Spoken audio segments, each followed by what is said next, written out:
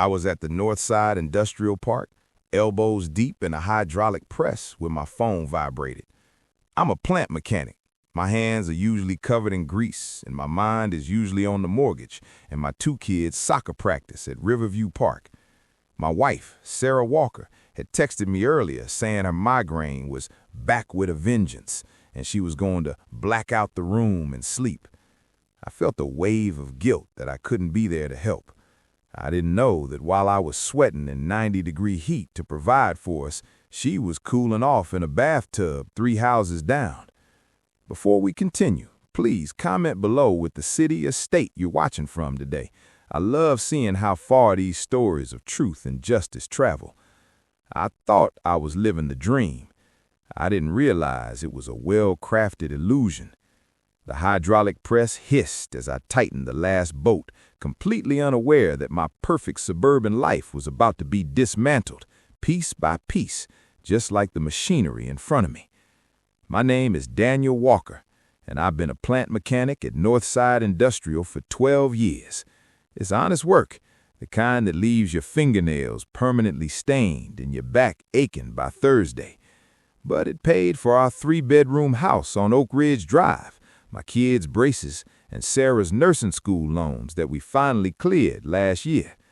That morning, I was troubleshooting a conveyor belt malfunction when Sarah's text came through. Migraine is killing me, blacking out the room. Don't call, just sleep. I remember feeling that familiar pang of guilt. She'd been working double shifts at the clinic, and here I was, unable to even bring her some aspirin. I texted back, "Love you. I'll grab dinner for the kids on the way home." She hearted my message. I smile now at how perfect that little red heart looked. Like everything in our marriage, it was just a symbol, with nothing real behind it. I wiped the sweat from my forehead with my sleeve and got back to work, determined to finish early so I could be home for my family. I had no idea I was working overtime to fund my own destruction. The call came at 2:47 p.m. I remember because I was logging my hours on the timesheet. It wasn't Sarah's name on the screen. It was Nicole Mitchell. Nicole and her husband Jason were our neighbors, the kind of couple who made the rest of us look like we weren't trying hard enough. Custom-built house, matching Range Rovers, annual trips to Europe. Nicole's voice didn't sound like the confident woman who hosted neighborhood barbecues. It was fractured, barely above a whisper. "Daniel, you need to get to my house right now. Don't call Sarah. Don't call anyone. Just come to the side door, please." My first thought was Jason had a heart attack. He was only 42, but worked those high-stress finance hours. "Nicole, what's wrong? Should I call 911? I asked, already moving toward my truck. "No, just come. Side door, now." She hung up. My hands were shaking as I grabbed my keys, convinced I was rushing to help a friend in crisis. I didn't realize I was actually rushing toward the end of everything I thought I knew. Drove my Ford F-150 down Oak Ridge Drive like I'd done 1,000 times before. But everything felt different. The kids playing basketball near the Maple Avenue intersection waved at me. Mrs. Chen was watering her roses. Everything looked so perfect, so American dream wholesome. I parked a block away, like Nicole had instructed, and jogged to her side entrance, my work boots heavy on the decorative stone pathway. Nicole was standing in the doorway, and I barely recognized her. Her face was ghost white, her eyes red-rimmed but dry, past crying into something harder. She was holding a brass key in her hand, gripping it so tight her knuckles were bone white. "Nicole, what?" I started, but she cut me off with a single gesture. pointing upstairs toward the master suite with the balcony overlooking the country club. They think I'm at the corporate office in the city today. They're wrong, Daniel. They're so wrong. The way she said they made my stomach drop. I followed her up those carpeted stairs, each step feeling heavier than the last, like I was climbing toward my own execution. What Daniel discovered at the top of those stairs would shatter everything he thought he knew about his marriage, his neighbor, and his own role in the betrayal. If you want to know what happened next, make sure you're subscribed and hit that notification bell, because close to home, or if you know someone who needs to hear it, please share this video. Sometimes the truth is the only thing that sets us free. I'll see you in the next one.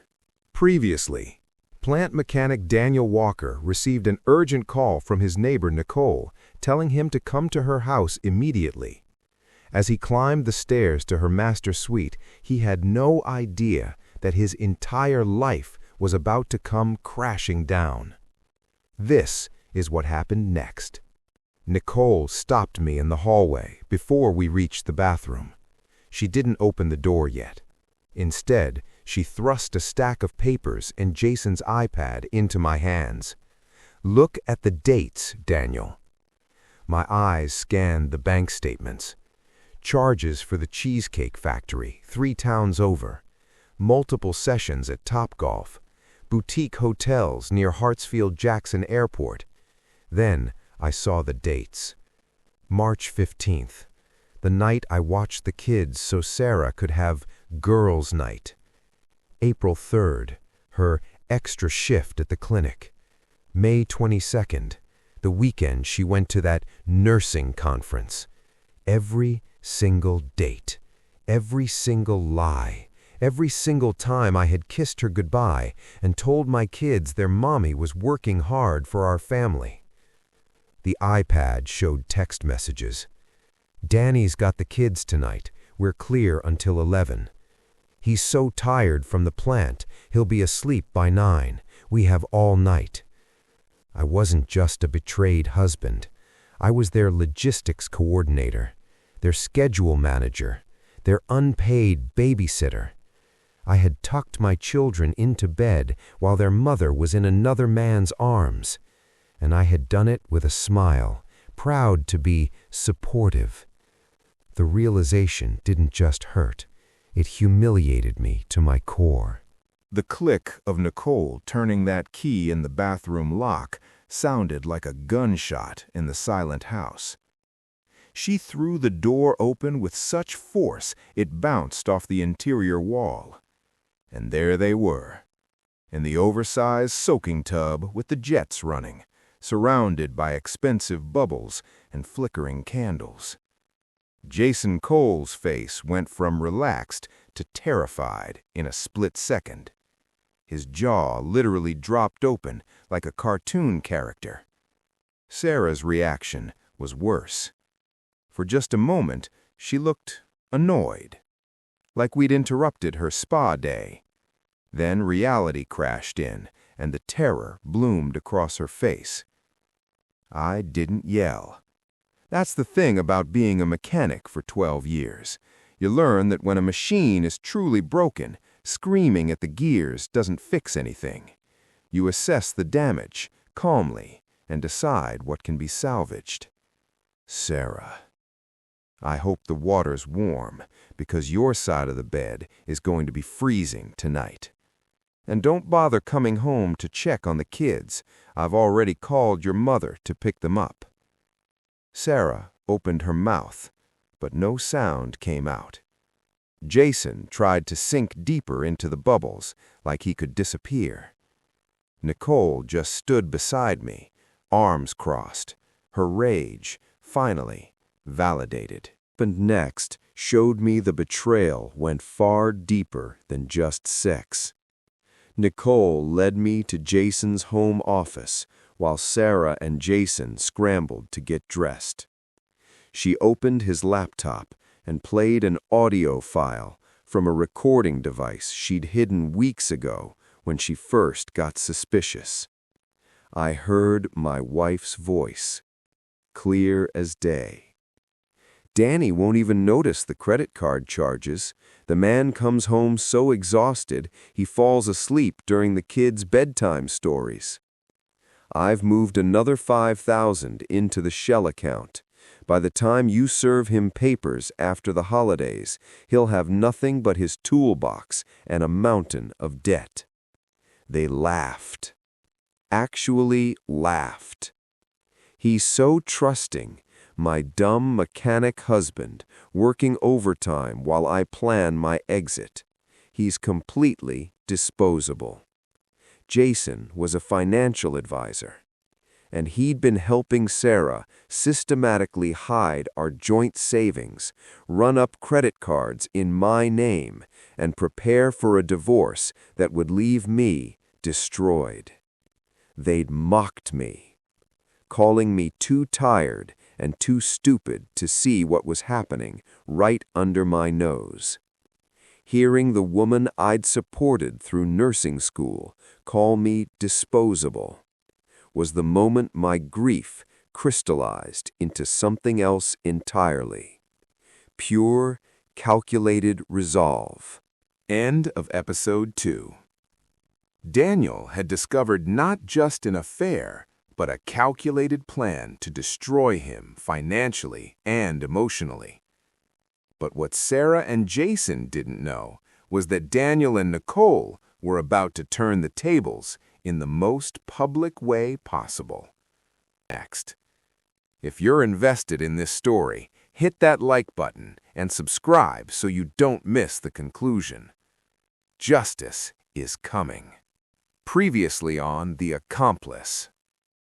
Daniel Walker discovered his wife Sarah in a bathtub with their neighbor Jason Cole. But the betrayal went deeper than just an affair. Jason had been helping Sarah hide their savings, run up credit card debt in Daniel's name, and plan a divorce that would leave him with nothing.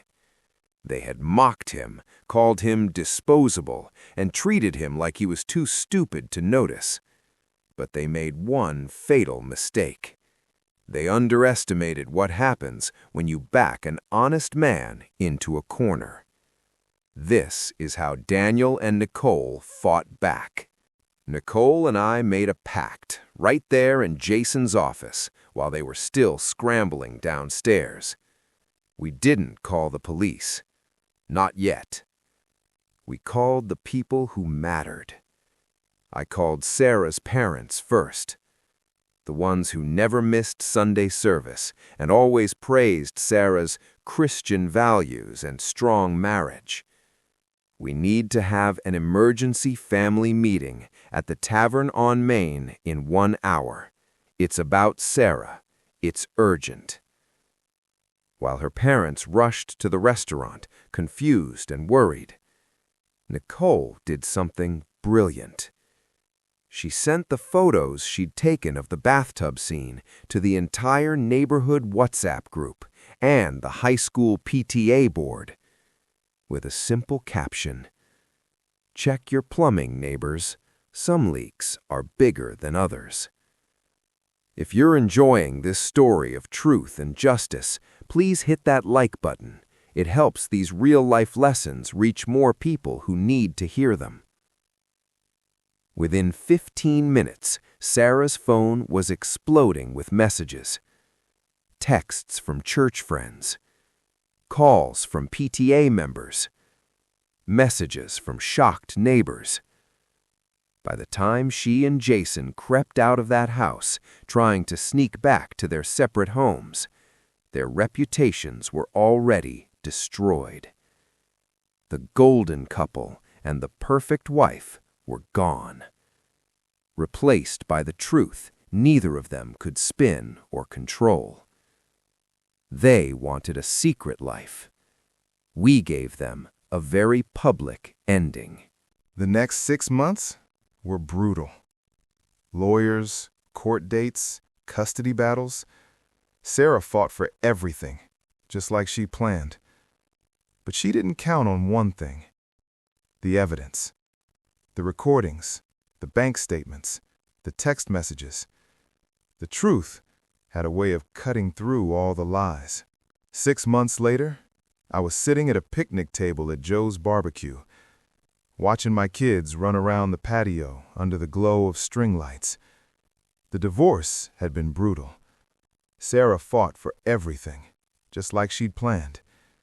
But with the evidence Nicole provided, of the financial fraud and the recorded conversations, she didn't get a dime of my retirement or the house. Jason lost his financial advisor license when the ethics board reviewed the recordings. His marriage imploded, just as spectacularly as mine. Nicole and I aren't together. We're both too damaged for that right now. But we're friends who survived the same war. I looked down at my hands that evening. They were still stained with grease from a long day at the plant, still marked by honest work.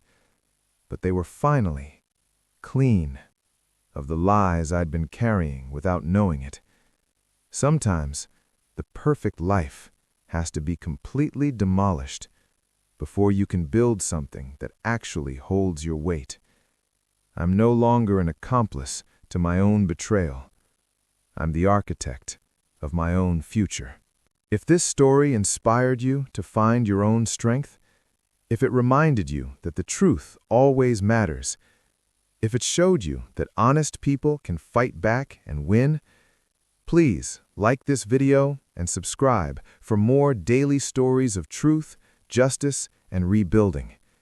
Your support means everything, and it helps me share these lessons with people who need them most. Remember, you are never just an accomplice in your own life.